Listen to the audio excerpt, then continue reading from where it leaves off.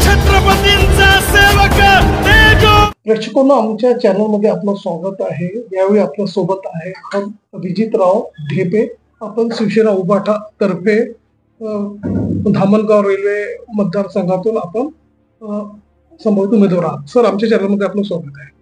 धन्यवाद सर, आम्ही आपल्याकडनं जाणून घेऊ, आता पुढे निवडणुका लागत आहे म्हटलं, आपली पण तयारी आहे म्हटलं, कशा प्रकारची आपली मोर्ची बांधणी राहणार, काय आपले समीकरण राहणार, की काय आपली व्यूह रचना असेल त्याबद्दल? नाही, प्रथमतः मी शिवसेना उद्धव बाळासाहेब ठाकरे गटाचा एक शिवसैनिक म्हणून मी त्या मतदारसंघामध्ये कार्यकर्ता म्हणून आपलं काम करत आहे। आणि राहिला प्रश्न येणाऱ्या विधानसभेचा, मी माझी उमेदवारीची मागणी माझ्या पक्षाकडे केली आहे। कारण की सन्माननीय उद्धव बाळासाहेब ठाकरे आणि वंदनीय बाळासाहेब ठाकरे यांचं एक ब्रीद वाक्य आहे की 20% राजकारण, 80% समाजकारण। त्यामुळे समाजकारण आम्ही महत्त्व जास्त देतो आणि त्या माध्यमातून आम्ही आज माझ्या पक्षाकडे आम्ही आपली भूमिका स्पष्ट केली का मला आपण जर आदेश दिला, आपण मला जर उमेदवारी दिली, आदेश दिला, तर मी या आपल्या पक्षाच्या माध्यमातून एक शिवसैनिक म्हणून मी या धामणगाव मतदारसंघामधून उमेदवारी मिळाल्यास निवडणूक लढण्यास इच्छुक आहे। त्यामुळे आणि बांधणी म्हटलं तर बांधणीचा विषय असा आहे की जे काही पक्ष बांधणी आहे, संघटन बांधणी आहे, शिवसेनेचं बूथ असो, शिवसेनेचे शाखा लेवलचं काम असो, आणि मी एक सर्वसामान्य शिवसैनिक असल्यामुळे मी आमचे जिल्हा प्रमुख जे आहेत व तालुका प्रमुख आहे किंवा संघटनेचे जे विविध पदाधिकारी आहेत यांच्या नेतृत्वात मी तिथे काम करत आहे। आणि त्या माध्यमातून शिवसेनेची बांधणी मजबूत करून येणाऱ्या काळामध्ये सन्माननीय उद्धव ठाकरे साहेबांना आम्हाला महाराष्ट्राचा पुन्हा मुख्यमंत्री बघण्यासाठी, या महाराष्ट्राची जनतेची जी अपुरी इच्छा आहे। सभा निवडणुकीनंतर राजकीय चित्र पूर्ण बदललेले आहे। आणखी आपण हे बघतो की आता महाविकास आघाडीमध्ये जे शिवसेना उभाटा गट जे आहे सर्व आपल्या ऍक्शन आणि ऍक्टिव्ह मोडमध्ये आहे। तर आम्हाला सांगा की कशा प्रकारचे आपले जनसंपर्क सुरू आहे, काय तयारी सुरू आहे, कशा प्रकारे आपण पक्ष बांधणीला मजबूत करताय त्याबद्दल सांगा। नाही, पक्ष बांधणी म्हटलं की आमच्या तिन्ही तालुक्यामध्ये धामणगाव रेल्वे मतदारसंघात 3 तालुक्यामध्ये विभागला गेला आहे। चांदूर रेल्वे, धामणगाव आणि नांदगाव खंडेश्वर। आमचं नांदगाव खंडेश्वरमध्ये पूर्वपार आम्ही याच्या पहिले बडनेरा मतदारसंघामध्ये होतो आणि त्या मतदारसंघामध्ये असताना नांदगाव खंडेश्वर तालुक्यामध्ये मजबूत शिवसेनेची बांधणी आहे आणि चांदूर रेल्वे धामणगावमध्ये पण आहे।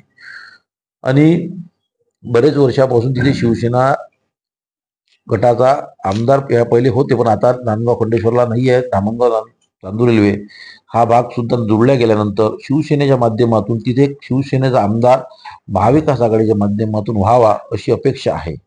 आणि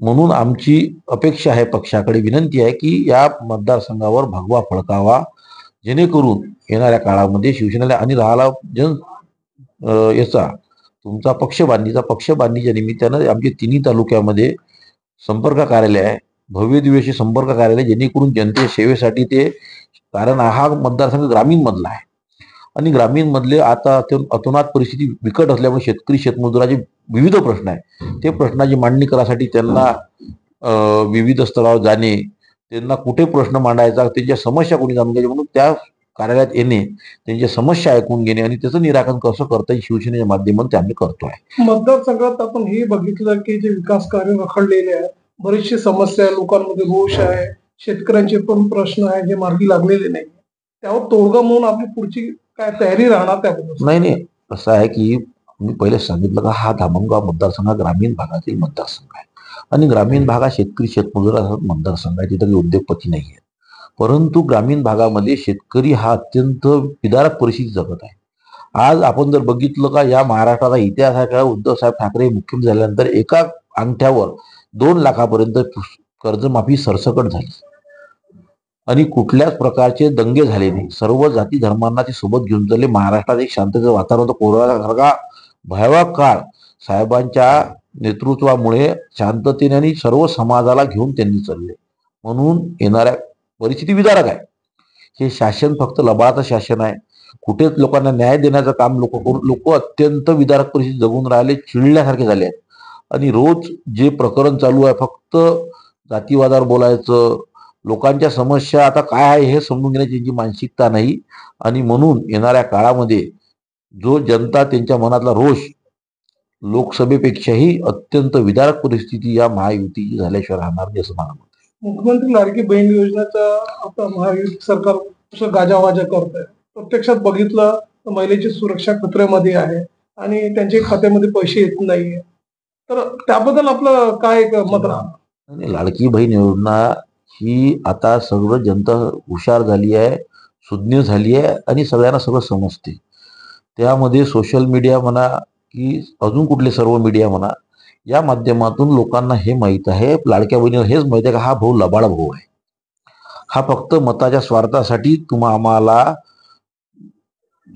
एक आम्ही दाखवून राहिला आणि हे फक्त पैसे तुम्ही सर्वसाधारण एखाद्या महिलेला गावात जाऊन विचारा हे पैसे किती दिवस भेटणार. ती लाडकी बहीण सरळ सांगते फक्त इलेक्शन होईपर्यंत भेटणार आहे. म्हणून ह्या लाडकी बहीण योजना ही फसवी योजना आहे.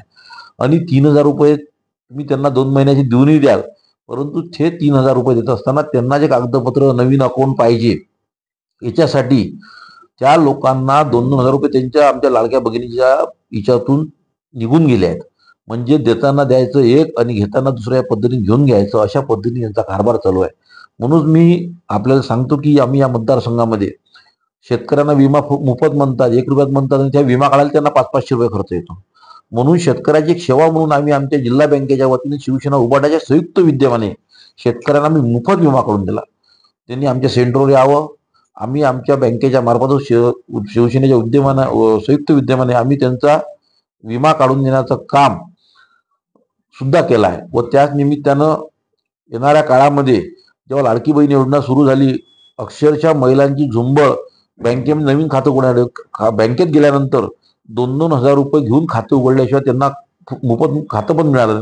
ही गोष्ट आमच्या लक्षात आल्यानंतर आम्ही उद्धव साहेब यांच्या वाढदिवसानिमित्त सर्व महिलांना जिल्ह्यातील आम्ही मोफत खातं काढून देण्याचं, ती कुठली योजना असो त्या महिलेला 1 रुपयानं घेता तिचं खातं बँकेत आम्ही काढून दिलं, जेणेकरून तिला तिची आर्थिक पिळवणूक होण्यापासून आम्ही तिला बचावलं. येणाऱ्या काळात आपल्या मतदारसंघामध्ये पक्षप्रमुख उद्धव साहेब आहे, यांचे काही पुढचे काही दौरे नियोजित आहेत का त्याबद्दल? नाही, आता पहिले तर आमच्या इथे नियमाप्रमाणे प्रोटोकॉल प्रमाणे आमचे जे विदर्भाचे संपूर्ण प्रमुख आहेत माननीय सावंत साहेब, अरविंद सावंत साहेब, खासदार साहेब, शिवसेनेचे नेते, यांचा आम्हाला अपेक्षित दौरा मागच्या 5 तारखेलाच होता, परंतु वक्फ बोर्डाच्या कमिटीमध्ये असल्यामुळे तो दौरा काही काळास्तव स्थगित करण्यात आला. आता येणाऱ्या 5 तारखेला आमची तर अरविंद सावंत साहेब यांचा एक भव्य दिव्य मेळावा हा चांदूर रेल्वे किंवा धामणगाव येथे होणार आहे.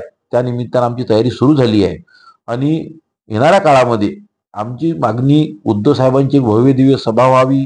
आदित्य साहेबांना इथे आमच्या मतदारसंघामध्ये त्यांनी यावं. युवकांना ते आता युवकांमध्ये ते खूप ते लोकप्रिय आहे आणि युवकांना त्यांना पाहण्याची इच्छा की हा महाराष्ट्राचं भविष्य आहे. म्हणून येणाऱ्या काळामध्ये उद्धव साहेब असो, आदित्य साहेब असो, संजय राऊत साहेब असो, का जो जिवंत वाघ आमच्या पक्षाचा आहे आणि अरविंद सावंत साहेबांचं एक नेतृत्व आम्हाला जे लाभलं, यामुळे ह्या सर्व नेत्यांचे दौरे येणाऱ्या काळामध्ये पक्ष आम्हाला देईल आणि उत्स्फूर्त प्रतिसाद तो भव्य दिवशी कार्यक्रम होईल अशी मला अपेक्षा आहे. धामणगाव मतदारसंघामध्ये आपली जनतेसोबत जुळलेली आहे. आपण यंग आणि व्हायब्रंट नेते म्हणून ओळखले जातात.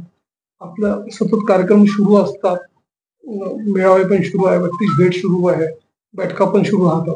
तर तेथील जे मतदार बंधू आहे त्यांना आपला काय एक प्रेमाचा संदेश असेल?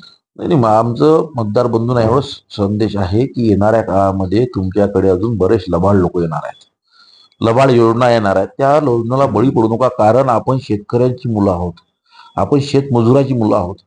आपल्या बापावर खरा अन्याय काय झाला की आपण शेतकऱ्याची मुलं असल्यानंतर आज आपल्या बापाच्या शेतमालाला भाव नाही आहे. आज आपल्या बापाच्या डोळ्यात अश्रू आहे. आणि खरं तर आपण शेतकऱ्याची लेकरं असू तर आपण या महायुती सरकारला मतदान करणं किंवा त्यांना सहकार्य करणं म्हणजे या आपल्या मायबापाशी बेमानी होईल. खऱ्या अर्थानं शेतकरी शेतमजुराला न्याय देण्यासाठी हे सरकार हद्दपार केल्याशिवाय आपल्याला पर्याय नाही. अन्यथा आपला मायबाप हा दुखीच राहील आणि कुठल्याच लेकराला आपल्या मायबाप दुखी राहावं अशी अपेक्षा नसते. म्हणून आपल्या मायबापाला सुखी करण्यासाठी, आपल्या भगिनीला न्याय देण्यासाठी, अन्याय अत्याचार थांबवण्यासाठी या सरकारला हद्दपार करावं एवढीच मी या जनतेला विनंती करतो. प्रेक्षकांनो, हे होते अभिजित ढेपे. आपण शिवसेना उभाटा तर्फे संभावित उमेदवार आहात धामणगाव रेल्वे स्टेशन. तर आपण आपला वेळ आमच्या चॅनलला दिला आणि पुढचे शेतकऱ्यांसाठी आपण जे विजन मांडले आहे ते निश्चितच तुम्ही कटिबद्ध आहात त्याबद्दल आणि आपण आपला वेळ दिला सर त्याबद्दल आपण धन्यवाद. तुम्ही आला सर्व आमचं माहिती घेतल्याबद्दल. थँक्यू. सर्व चॅनल्स.